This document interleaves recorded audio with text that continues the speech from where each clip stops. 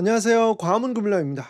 저는 국내 주식에 오랜 기간 투자를 하면서 수익을 잘 내지 못하다가 미국 S&P 500 ETF를 통해 큰 전환점을 맞았습니다. 그래서 처음 주식 투자를 시작하시는 분들에게는 S&P 500에 투자를 하셔야 한다. 이런 메시지를 우리나라에서 가장 많이 그리고 가장 자주 말씀드린 사람 중에 한 명일 텐데요. 덕분에 실제로 많은 분들께서 좋은 성과를 내시고 저에게 고맙다라는 메시지를 남겨주시기도 했습니다. 그런데 정말 이상하게도 이렇게 잘 오른 S&P 500 ETF에 투자를 함에도 불구하고 손실을 보는 분들이 계시다는 것을 알게 되었습니다. 제가 실제 사례를 하나하나 분석한 결과 이런 손실을 보시는 분들에게는 공통점이 있었는데요. 혹시 여러분들께서도 같은 실수를 하고 계시진 않을까요? 네. 오늘 그 내용을 함께 알아보려고 합니다. 미국의 투자자 행동 분석 전문 기관인 달바의 연구조사 결과를 갖고 왔습니다. 2024년 한 해 동안 S&P 500 지수는 25.02% 상승을 했는데요. 그런데 일반적인 펀드에 투자를 했던 개인 투자자분들의 평균 수익률은 16.54%에 그쳤다고 합니다.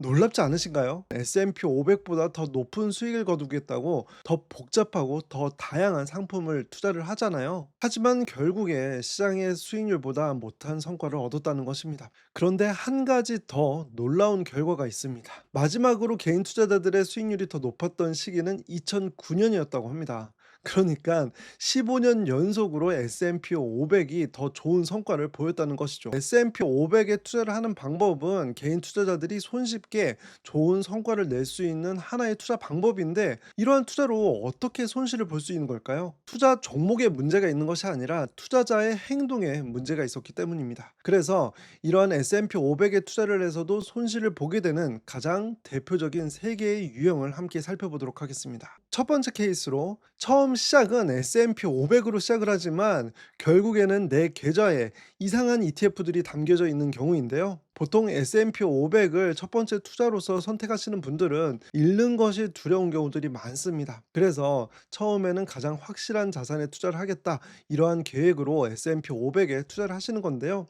그런데 이런 S&P 500은 장기간 우상향하는 그러한 속성이 있는 것처럼 보통 투자를 시작하고 난 다음에 수익을 보고 있을 가능성이 높은 거예요. 막상 해보니까 투자가 별거 아닌 것 같다라는 생각이 들기 시작하고요. 그러다 보면 나도 모르는 사이에 다른 투자 상품과 투자 수익률을 비교를 합니다. S&P 500이 투자 수익률이 가장 좋아서 투자를 한 것이 아닌데 여기에서는 나의 관점이 투자 수익률로 가게 되는 것이죠. 그런데 이러한 투자 수익률의 관점에서는 S&P 500이 올랐다는 것은 상승장일 가능성이 높다는 것을 의미하고요. 그리고 이러한 상승장에서는 테마성이 짙은 상품 또는 소수의 몇몇 개별 기업에 집중 투자하는 이러한 상품들이 더 좋은 성과를 거두고 있을 가능성이 높아요. 그래서 어느 정도 상승장이 진행된 이후에 내 계좌에는 변동성이 더 큰 상품들이 남아있게 됩니다. 그리고 이렇게 상승장이 진행된 이후에 하락장이 왔을 경우에 이러한 상품들은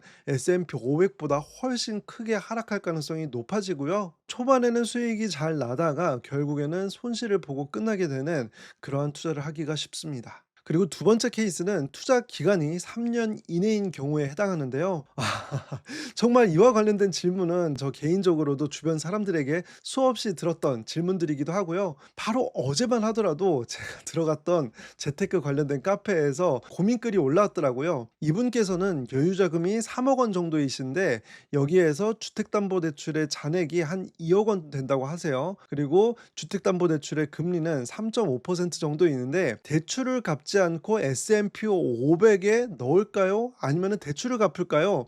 이러한 고민을 하시는 거예요. 중요한 포인트는 투자할 수 있는 기간이 2년 반 정도라고 하시는 거예요. 보통 우리가 1년 이상 하나의 종목을 보유하고 있었던 적이 없기 때문에 2년 반 정도면은 충분히 오랜 기간 동안에 장기 투자를 했어라고 생각하실 수도 있기 때문에 2년 반 정도 이 정도 투자를 하면은 충분하지 않을까라고 생각을 하시는 것 같아요. 그런데 이와 관련해서는 좀 수치적인 감을 여러분들께서도 가지실 필요가 있는데요. S&P 500에 투자를 했을 경우에 1년 정도 투자를 했을 때 수익이 날 확률은 6에서 70% 정도예요. 딱 1년 동안에 투자를 할 수 있는 금액이 있는데 이 금액을 투자를 해서 1년 후에 손실이 날 가능성은 30에서 40% 정도였다라고 볼 수가 있는 것이죠. 그런데 여기서는 한 2년 반 정도라고 했잖아요. 그래서 3년이라고 해볼게요. 과거에 역사적으로 보면 1년하고 3년하고 드라마틱하게 큰 차이가 나질 않습니다. 한 3년 동안 투자를 했을 때 수익이 날 확률은 70%에서 75% 정도로 보시면 되는 거예요. 그렇다면은 이분의 경우에는 한 20에서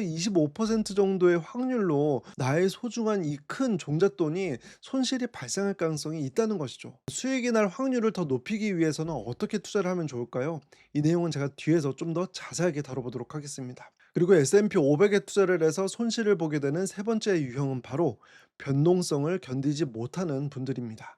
작년 연말까지만 하더라도 트럼프 대통령이 당선이 되고 미국 주식시장의 주가가 잘 올랐던 그런 시기가 있었죠. 그런데 이것이 얼마 가지 못하고 미국의 관세 전쟁으로 인해서 고점 대비 20% 가까이 단기간에 주가가 급락을 하기도 했죠. 하지만 그렇다고 해서 수익이 조금 난 그런 상황에서 미리 매도를 하겠다라고 하게 되면 어떻게 될까요? S&P 500은 장기간 우상향하는 그러한 속성이 있기 때문에 확률적으로는 주가가 더 올라 있을 가능성이 높습니다. 그렇게 되면은 결국에는 내가 판 가격보다 더 비싸게 다시 매수를 하게 될 가능성이 높고요. 이렇게 또 내가 매수를 하면은 주가가 떨어지면서 살 때는 비싸게 사고 팔 때는 싸게 팔면서 결국 손실을 보게 되는 투자를 반복하게 됩니다. 그래서 장기간 우상향한다는 말이 떨어지지 않고 계속해서 오른다 이러한 의미로 받아들이시면 안 되고요. 결국 모든 투자라는 것은 이러한 변동성을 거치기 때문에 당연하게 거두어들이는 수익의 결과이다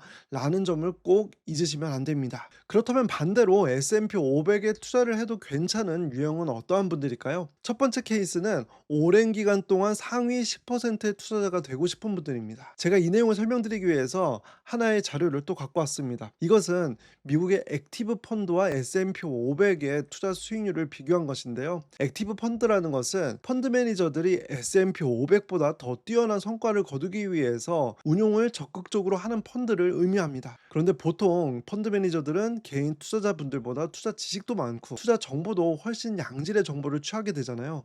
하지만 그럼에도 불구하고 장기 투자의 결과는 S&P 500보다 뛰어날 확률이 10% 정도밖에 되질 않습니다. S&P 500과 비교를 했을 때 액티브 ETF의 성과가 1년 동안 투자를 했을 경우에 더 뛰어난 성과를 거두었던 그 비율이 29% 정도였고요. 3년 동안 투자를 했을 경우에는 28.9%였습니다. 투자 기간이 길어질수록 S&P 500보다 더 좋은 성과를 거두는 펀드의 비율이 급격하게 줄어들게 되는데요. 10년 이상 투자를 하게 되면은 S&P 500보다 더 뛰어난 펀드의 비율이 11%로 떨어지고요. 15년 이상 투자를 했을 경우에는 9.5%에 불과를 합니다. 펀드 매니저들의 경우에도 이렇게 S&P 500을 장기간 이기기 어려운 환경인데 일반적인 개인 투자자분들에게는 더 그렇겠죠. 그렇기 때문에 10년 이상의 장기 투자를 하면서 결국엔 상위 10% 안에 드는 투자자가 되겠어 라는 계획을 세우시는 분들에게는 이 S&P 500이 적합한 투자가 될 수 있습니다.